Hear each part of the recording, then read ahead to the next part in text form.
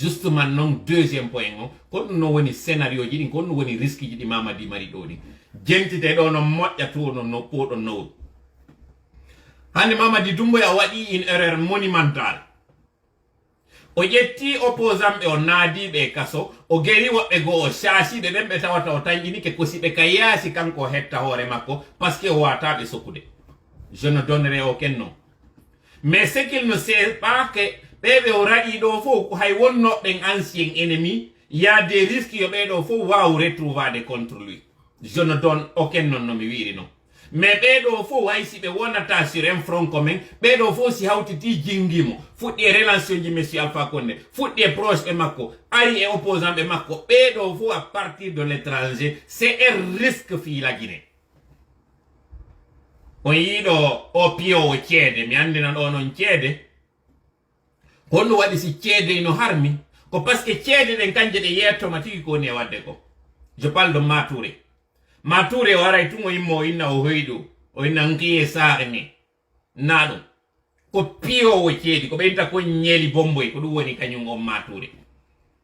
andi to nelaɗo meɗen sallallahu alih w sallam kaɓe natoyno ka nder fammere ko piyowo ceede toɓɓa ramli arno wi'i himo ka nder fammere nder ton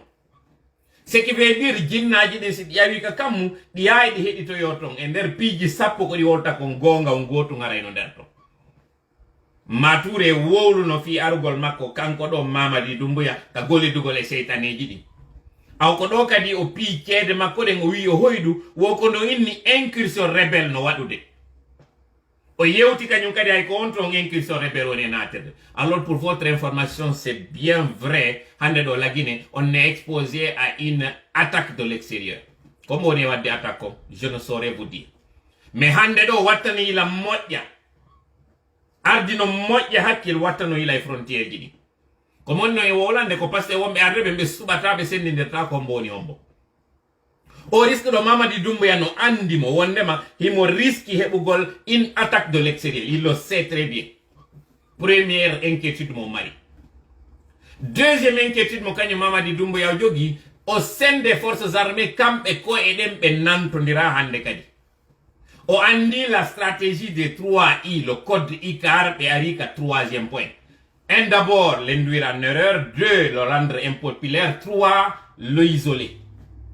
ɓe landimo e nder erreur ils l'ont induit en erreur ɓe waɗinimo décision ji entre autres changugol inde aéroport on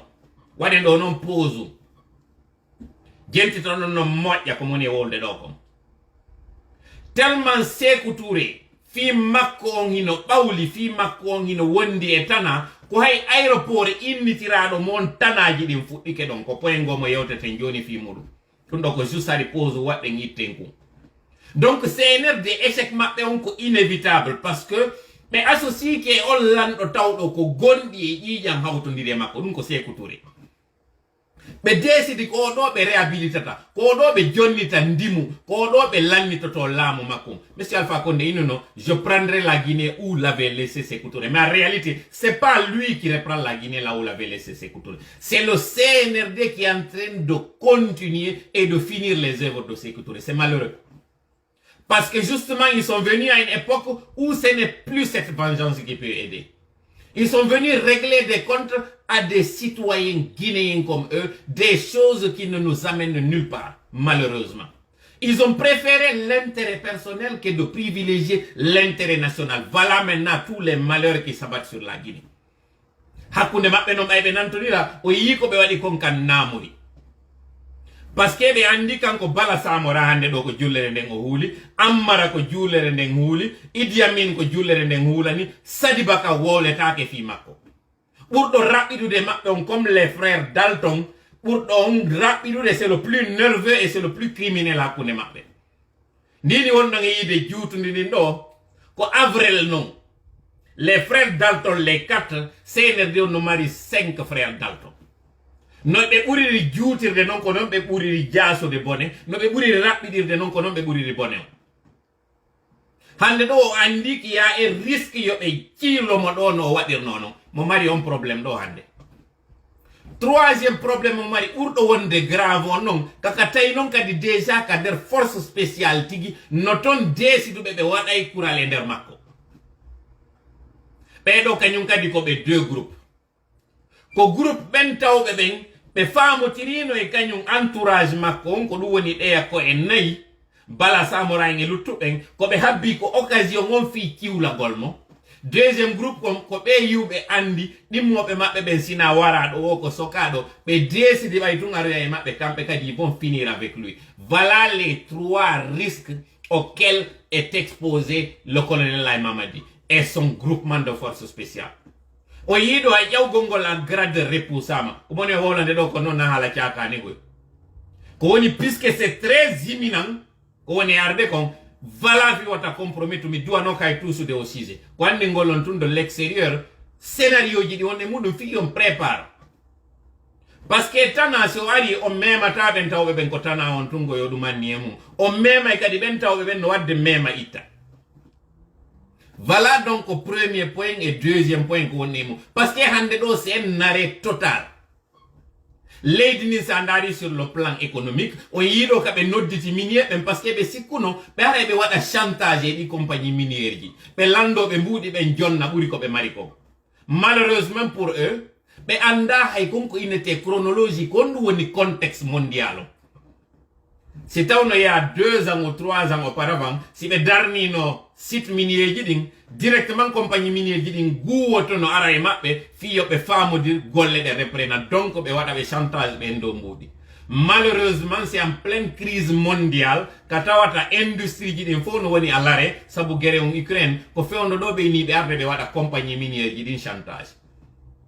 Ministre Magasupa wonɗo on ka min o yika wari ɗo o ariti activité minière ji ɗin fof o sikki wondema il a été sur la bonne approche ou bien qu'il est sur la bonne piste. Malheureusement pour eux ɓe tawi compagnie minière ay goto démarche ali ɓe ko kamɓe woni obligé nodditugol il y a 2 jours 3 jours compagnie minière ji ɗi yoɓe yewtuɓe négocia parce que leydi ndi darike na produit national brut mat en fewɗo donc activité nationale en ala interne konko ɓe innata kon revenu national à travers les activités nationales ko ɗum woni opérateur économique ɓe wonɓe yaade waɗoya importation hande ɗo julajo wonnoɗo yaade commando 5 conteneur ko 2 ou 1 conteneur o woni commandade. Leydi ndi darike arrêt total complet ala yaade yeeso ala yaade ɓawo darike tum wasi haray nande ndi leydi ndi ala no tournude goɗɗo ara ɗo joni inna o ndi darike kono le ɓe ƴettude mbuuɗi ɓe hokkitira ɗum ɗo kaka diverdi mi yewtoya on ɗo joni kono no gasa o yii ka goɗɗo yata ñawloyo ma toyoyo mbuuɗi parce que fareyno waɗude o ara ton o ƴetta o hokkitira o yii ɗum ɗon ko guine jowawi ɗum o yii goɗɗo kadi ka ñawloto délai ñande o dowa jonnitude mbuɗɗi hewta taw o alaɗi o yaa o ñawloyo nokkugo o yaa o yoɓa est ce que o yoɓi ñamande ngo nattirde yeeso aw senerde ko ɗum woni e wadde ɗo ɓe werti pooti wiidi ɓe faminande jama mbuuɗi no woodi goye mbuuɗi ala parce que avancement en grade on goɗɗum e mum ko wonno repoussira ko parce que tuma grade ƴawna o mbuuɗi kadi jokka e ɗum ɗon la même chose kañum kadi c'était produit l'an passé